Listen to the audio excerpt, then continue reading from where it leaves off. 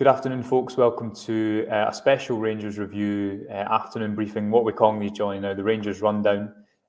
Coming to you this afternoon live after some big breaking news coming out of Ibrox. I think it was a news that a lot of people, or if not all people connected with Rangers, wanted to hear, that Rangers will not be playing the Old Firm friendly against Celtic in November in Australia. I'm joined by Johnny McFarlane, who has an excellent piece up on the Rangers Review website this afternoon, which is a great explainer of it all. Johnny, you obviously had a long piece, I think, last week as well, kind of bringing supporters up to date and saying that this was the likely outcome. And I think maybe it's happened sooner than a lot of people expected. But as I say, that was what you were saying last week. Give us a general feel about how it's happened, why it's happened now, and then we'll go into more detail as you take us through it.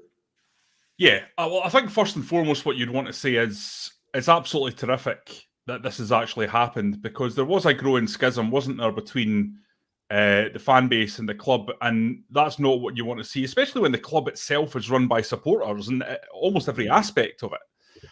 And you watch that game against Dundee unfold with 3 separate stoppages during the game, and you realised how seriously this was being taken. There's no doubt about it. It wasn't a social media bubble anymore. It was something that was quite clearly being expressed in terms of the discontent over this decision. So, look, something had to be done.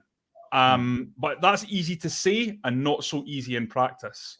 And that's the key thing here. Rangers had entered into contracts over the Sydney Super Cup, and those contracts can't just be broken. And I think part of the silence in terms of the club was that they were in active talks, but obviously unable to come out and make any comment on the situation as it stood. So I think that put the club in a very difficult position. There's no doubt individuals in there and the board were very cognizant of what was going on with the supporters and were listening and were readjusting. But I think it was obviously a difficult one, because it's easy to express discontent, but at the same time, you've got to extricate yourself from a position that doesn't leave the club exposed. And I think there's a lot of confidence that there have been serious issues around the Sydney Super Cup that have enabled them to do that now. Absolutely. And we'll go into more detail about that, Johnny. And just while I remember as well, folks, remember, if you are watching us on YouTube, hit the notification bell so that when we do go live in the afternoon, as we are today, you can get notified. And also remember, you can read about the Sydney Super Cup in greater detail and how this happened, the backstory behind it. If you subscribe to the website, it's just £1 for 2 months at the moment. You also get entered into a draw to win a tour of Ibrox with a club legend, which sounds excellent. So do remember that. Right, Johnny, let's go. 4 people as well.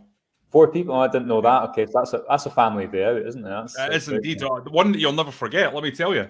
Absolutely. Right, Johnny, let's start with this line, which stands out to me. Rangers Review understands a failure to recognise the Old Firm brand was critical in this decision. Now, from the start of the marketing of the event and whatnot, it did seem to be kind of disparity between how different clubs were marketing it. Can you give us a little bit more detail on what was happening on that front? Yeah, well, I can give my own opinion. It just came across as amateur hour from the very beginning. You know, you had the A-League putting out tweets calling it, focusing on Ange Postecoglou. You had Celtic putting out their own version. You had different elements of the media putting out their own different spin on what it was called.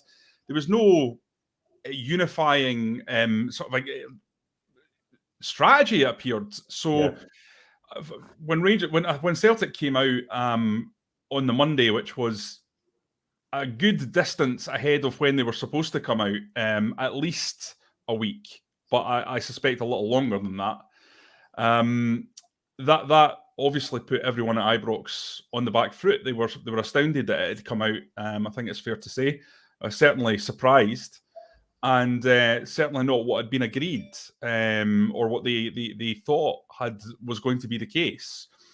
So, in terms of that, it left a very, very strange type of publicity going on that was all over the place. You know, you expect when 2 clubs like Rangers and Celtic are going to be involved, it's going to be a highly professional, slick operation with an agreed publicity strategy, and that just clearly wasn't the case. And I think Rangers were all the more peeved about it, given that conversations have gone on, I understand, as far as back as 2019 around a potential friendly in Australia. So that's long before Ange Postecoglou was ever appointed. So this idea that it was going to be Ange's tour, that just wasn't the case. That flies in the face of the fact that the conversations had been going on significantly long. So, yeah, I think these are the situations that unfolded. And you also have in the piece, understand the first instalment of money due for the matches has failed to arrive by the expected date. So, I mean, from the outside looking in, I'm sure supporters will just look at it and think, as you said, it looked very amateurish. The lack of communication was pretty apparent, and the mixed messages of what this actually was pretty apparent. I think you've seen that as well with. You could see when James Bisgrove gave his Rangers TV interview. It seemed like a kind of, not a last resort, but Rangers had to go right to that instead of maybe putting out the news first and taking it through that route. It seemed like amateur hour from the start, really, Johnny. And I think that was only going to get worse until November. I mean, we forget, you raise a good point, the last game was Dundee. Because it's been the international break, this is kind of, because there's not been any games, there's not been any interruptions to games. But based on the evidence of the last few months, last few weeks wasn't going to go away whatsoever. And more importantly, the disruption of matches wasn't going to go away whatsoever. And going into this month, which could be one of the biggest months in the club's history, that couldn't be allowed to hang over it, could it? No, and that's what's great about the fact that this has come out now and they've been able to put this to bed. Make no mistake that this is the biggest month in Rangers' recent history. You go back 14 years to the season 2007-2008. That was the last time they got to this level in European competition. And clearly, when you factor in the fact there's going to be 3 Old Firm games this month, we've not had the third one confirmed, but we absolutely expect that to be on one of the final 2 weeks of April, whether it be on the 23rd or the 27th, or the 30th, we don't know yet, but it's going to be one of those 2 weeks. If Preston is anything to go by, it means that the silver whale will be decided from a domestic point of view this month. And you've got the potential of Rangers going into the semi-final of the Europa League. Now, it was a huge story 14 years ago. You were just a little nipper then, Joshua, but I was in my mid-20s, and it was enormous, and no one expected Rangers to do that then. But the disparity between the top clubs in European football has massively grown in that near 15-year period. And the truth of it is, this is just not expected in any way that a club of Rangers' budget, not size, but budget, could be competing at this level. Never mind going to the semi-final of the Europa League. So in many ways, it's bigger now. It's a bigger achievement now than it was then. As big an achievement as it was then. Yeah. So you have to put that into context, and you have to say that to get this tied up now is absolutely fantastic news, because Rangers don't need any distractions. Rangers fans don't need any distractions. What is more important than anything else at this point in time is that everyone gets behind the club and gets behind the team going forward to support them in what's going to be a titanic month, the month of all months. There's just no getting away from it. Mm-hmm. So to get this sorted out on the 31st of March, you go into April clean.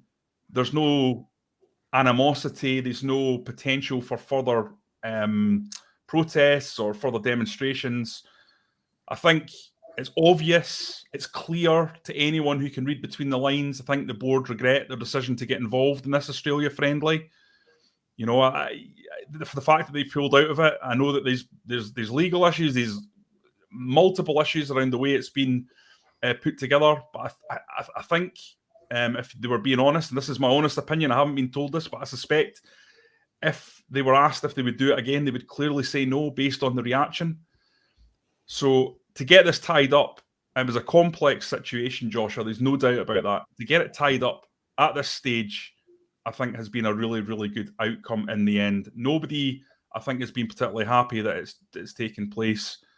But that ultimately they've got there in the end, and it means that everyone can focus on the football. And certainly here at the Rangers Review, that's something that we'd prefer to do on a day-to-day basis. Not to be digging into a situation between the club and the fans. That's just not what we want to be getting our teeth into. And I'm sure most of the fans feel the same way. They want to ultimately be aligned closely with the club and focus on what Rangers is all about, which is lifting trophies and pushing themselves forward in European competition. And certainly it's all there to do that.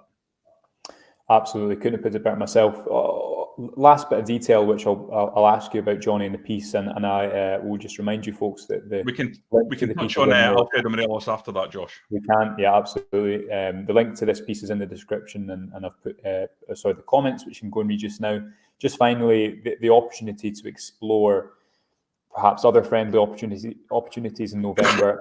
I think, especially given the World Cup's on in Qatar, and there'll be a month without football, there is the opportunity to do an international friendly that the fans really do get behind in November, and is an exciting opportunity instead of the Australia tournament, which was never met with any excitement whatsoever. So, I guess that's another small exciting element to come out of this, Johnny, that there could be some glamour friendlies hopefully coming up in November potentially. Yeah, I think the club have an appetite to be involved in a commercial opportunity in November. It's a perfect time to do that. I mean, crikey, we in the media will be desperate for them to do it, because we won't have an awful lot to write about. Given that Rangers won't be potentially playing, it'll be the World Cup, but very unusual for December. And fundamentally, that break and the appealing nature of that break for something is still there. And I think Rangers will now go away and see what they can do in terms of organising something else, something not with Celtic, obviously, but a tournament or friendlies or something that they can use to promote their brand and fill the gap. Let's be honest about this. There is a gap there. 8 days' work in Australia was £3 million. We all agree that it wasn't worth the money, but that is a gap now that needs to be filled, and it's something that James Busgrove has now got on his plate that he's going to have to go away and deal with. But there's an opportunity there, I think, to organise 2 games that the fans will really, really get behind now. Yeah, absolutely. Right, let's touch on Alfredo. Just one more thing, Josh. Sorry to interrupt, mate. I know I'm kind of cutting over the top of you here. I just noticed there was one question there from Graham Brown saying, I hope we accepted Mr. King's offer. I just would say that I don't think that was ever on the cards, that Dave King's offer, and there's no suggestion that has been taken up. It's not been taken up. This is a situation Rangers have dealt with on their own. There's no concerns about paying out fees. It's obviously a legal situation, and you don't know what will happen from there on. But I think there's a confidence in their position at Rangers that comes through clearly in the statement. So I don't think there's any concerns about this being a financial situation for the club. Really, I think it's more about filling the gap that has been left by the fact they won't be taking part and they won't be getting paid that £3 million. But as you said earlier, the first tranche, as I understand it, hasn't arrived anyway. So it's a situation that's fluid and ongoing. But I don't think that Dave King thing was ever going to be something that was going to be likely to go ahead with, given the relationship that he currently has with the Rangers board. Yeah, absolutely. Okay, great. Right, Alfredo Morelos has been the other topic of conversation this afternoon, Johnny. Yeah. What do you know? People are saying, are these photos legitimate? Is this Morelos coming back with an injury? Obviously, we've got the press conference tomorrow, which will be an opportunity to ask the manager about the state of Morelos. Do you understand anything different, Johnny, or is it just the case you think of waiting to the press conference tomorrow and seeing what the update is then? Yes, unfortunately it is. I don't have any information that I can give you. I've heard people suggest that they are real and that Alfredo Morelos is heading down south. I don't have that information myself, so I can't verify it. But that is the situation for us, is that we're going to have to see what happens tomorrow with Giovanni van Bronckhorst. and find out what the situation is with Alfredo Morelos. But I mean, if he's going down to London, for example, you'd have to imagine he's going to see a specialist, and you can't imagine he'd be fit for the game. So we were aware that he had an injury problem. He was sent home from the Colombian squad. What you would say is that while that would be a blow, and Joshua, listen, there's no way to sugarcoat that. That's going to be a blow. Kemar Roofe has been very, very sharp in recent games when he's come on, and he looks like he's got his appetite right where it needs to be. He's got his fitness right where it needs to be.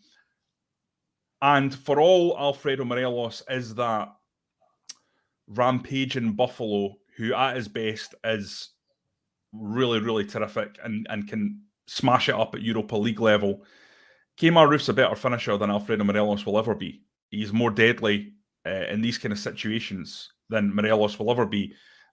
So he does give you that sense of absolute clarity in front of goal if he plays. And that is something that Rangers don't have necessarily when Alfredo's in the team so much. I think he's a wonderful player with wonderful attributes, but I don't think he's an out-and-out finisher. Kemar Roofe has that in his locker. But, you know, time will tell. We'll be at the press conference. It's 2:00 tomorrow, and that's when we'll find out, I think, definitively what the situation is. So keep your eyes out for that one, I would say, guys, and we'll make sure that we will ask Giovanni Van Bronckhorst to clear that up, what the situation is, because it's not even just this game, is it, with Morelos, Joshua? It's larger than that. There's all these games coming up, so you want to know whereabouts he is in terms of the next Old Firm game and obviously the Europa League. Yeah, I mean, the Europa League's a big one, obviously, and of course we're dealing in hypotheticals here, but what Morelos does give you over Roofe is an ability to isolate defenders and do so many things that we've seen in Europe to get to this stage of the competition. I totally agree that the Roofes look sharp. I think that off the ball, Morelos gives you more in terms of in transitional moments when you're trying to get forward quickly. I don't think that's Roofe's game. But I think he'd be an able deputy. I still think it would be a blow just because of what Morelos gives you in one of these games. But equally, I completely agree. Listen, Roofe needs to be in the sides, and I don't think anyone wants it to be this way. But he's clinical and he's a box finisher, and I think that'll be really important over the next month and a half, and tomorrow's the first day before it. So I will just remind everyone once more, Johnny, as I've put in the comments, that you can subscribe for these 2 months of what promises to be, well, hopefully a historic couple of months for Rangers. Lots of football. We'll have all the coverage of it before and after the games every single morning. We'll also pop on to do some afternoon briefings as well when relevant information like today crops up. So remember, you can go and subscribe for just £1 for 2 months and also be entered into a draw to win not just a tour for yourself, but you and 3 others with an Ibrox legend. An afternoon out, as you say, Johnny. I mean, yes. I mean, the marble staircase, you'll climb up it. You'll see the dressing room, the blue room. I mean, sensational stuff. That to get taken around by someone who's lived the dream as well is something else. I think it's our best prize. Yep. And given that we gave away a signed shirt on the last round of offers that we did, that's saying something. So this is just absolutely terrific. And just say for £1 to get entered into that, you're not doing badly in terms of value, and you get everything that we do as well. And obviously, you help support us. Yeah, absolutely, of course. So if you do listen to our briefings, we would really appreciate it if you do that, so we can continue to do them every day. And of course, you unlock all our content every single day. Lots of good quality content going up every single day before and after games. So do go ahead and check that out. Right, we'll be back tomorrow morning with a full Old Firm preview. Looking forward to that. Thanks for joining us, everyone who joined this afternoon. I hope you enjoy the rest of your Thursday.